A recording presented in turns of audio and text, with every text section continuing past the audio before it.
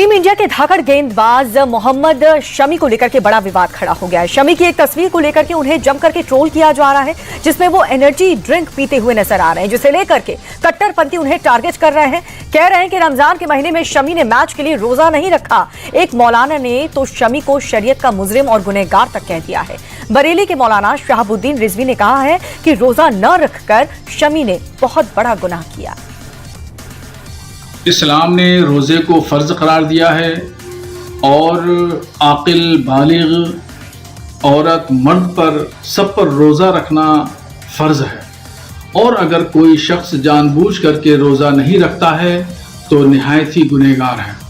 ऐसे ही क्रिकेटर मोहम्मद शमी ने किया कि उन्होंने रोज़ा नहीं रखा, जबकि रोज़ा रखना उनके ऊपर फ़र्ज़ और वाजिब है।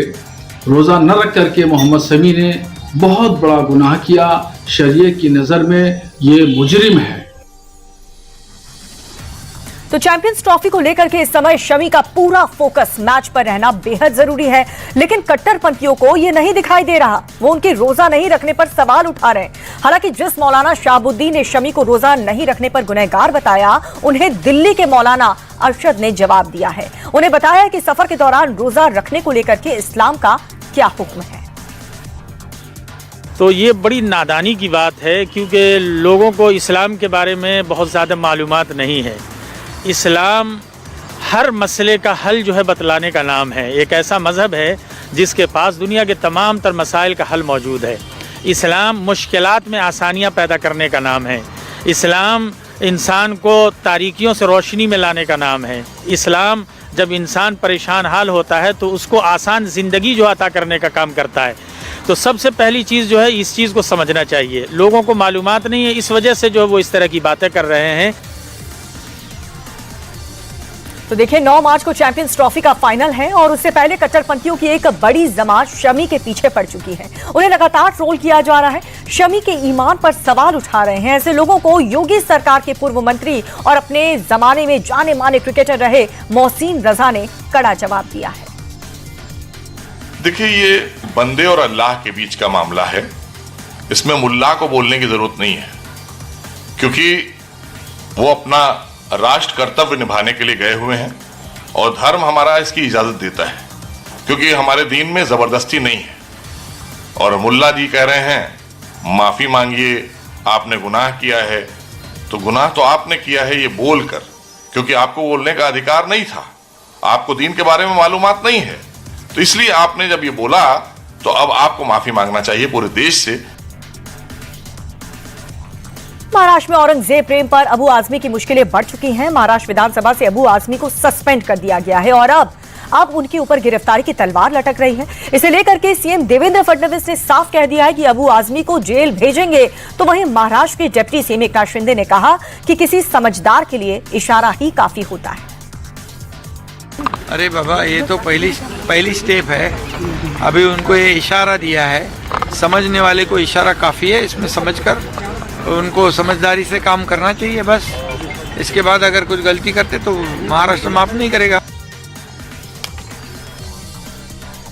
और इन सबके बीच आदित्य ठाकरे ने अबू आजमी को लेकर के बीजेपी पर बड़ा हमला बोला। सवाल किया कि बीजेपी को अबू आजमी पर एक्शन लेने में 2 दिन क्यों लग गए। आदित्य ठाकरे ने अबू आजमी को बीजेपी की बी टीम बताया। उन्होंने आरोप लगाया है कि बाकी लोगों को बचाने के लिए बीजेपी ने अबू आजमी पर एक्शन लिया है। क्या आपको लगता है कि सच में ये होगा? बिल्कुल, जैसे अबू आजमी की मांग हम 2 दिनों से कर रहे थे, भाजपा ने 2 दिन लगाए उनको सस्पेंड करने में, और क्योंकि यही भाजपा की बी टीम है और ये सत्य है, वैसे ही अगर जैसे अबू आजमी पे कार्रवाई होनी चाहिए और हम ये तो मांग करें जेल में डालिए, नो प्रॉब्लम, डालना ही चाहिए। जो भी औरंगजेब की प्रशंसा करेगा उस पर कार्रवाई होनी ही चाहिए। वैसी ही सजा जो छत्रपति शिवराय का अपमान करेगा और जो महाराष्ट्र का अपमान करेगा, जो मुंबई विरोधी होगा, जो मराठी विरोधी होगा, जो देश विरोधी होगा, उस पर भी होनी चाहिए। और वहीं दूसरी तरफ औरंगजेब को महान बताने वाले बयान को बाबा बागेश्वर ने देश का दुर्भाग्य बताया है। बाबा बागेश्वर ने कहा है कि जहां पर रानी लक्ष्मीबाई और महाराणा प्रताप के तलवारों की चर्चा होती हो, वहां पर ऐसी बयानबाजी सही बात नहीं है। इस देश का दुर्भाग्य है। इस देश में छत्रपति शिवाजी, छत्रपति संभाजी ऐसे अच्छे वीर योद्धा हुए।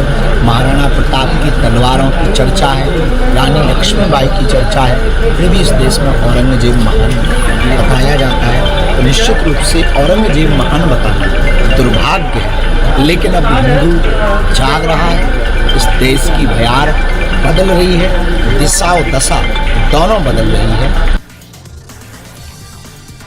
मराठी को लेकर के राष्ट्रीय स्वयंसेवक संघ के नेता भैयाजी जोशी के बयान पर सवाल उठने के बाद उनकी सफाई अब सामने आई है। भैयाजी जोशी ने कहा कि महाराष्ट्र और मुंबई की भाषा मराठी है। मेरे बयान से लोगों को एक गलतफहमी हुई है। मुंबई के उपनगर घाटकोपर में एक कार्यक्रम में मेरे कहे हुए एक वक्तव्य को लेकर गलतफहमी हुई है, ऐसा मुझे लगता है। ये सवाल ही नहीं उठता कि मुंबई की भाषा मराठी नहीं है। महाराष्ट्र की भाषा मराठी है, मुंबई महाराष्ट्र में है और स्वाभाविक रूप से मुंबई की भाषा मराठी है। तो देखिए, मराठी भाषा विवाद पर आरएसएस नेता भैयाजी जोशी की सफाई के बावजूद भी महाराष्ट्र के विपक्षी दल इसे मुद्दा बना रहे हैं। वो भैयाजी जोशी के खिलाफ एक्शन की मांग कर रहे हैं। इस पर महाराष्ट्र के डिप्टी सीएम एकनाथ शिंदे ने कहा है कि जब भैयाजी जोशी इस मसले पर सफाई दे चुके हैं तो इसे बेवजह का टूल देने को कोई मतलब नहीं बनता। भैयाजी जोशी जी ने अपने वक्तव्य का जो स्टेटमेंट किया था उसका स्पष्टीकरण दिया है कि महाराष्ट्र में मराठी है, महाराष्ट्र में मराठी है, हमारी माय बोली है, ये कहा है उन्होंने।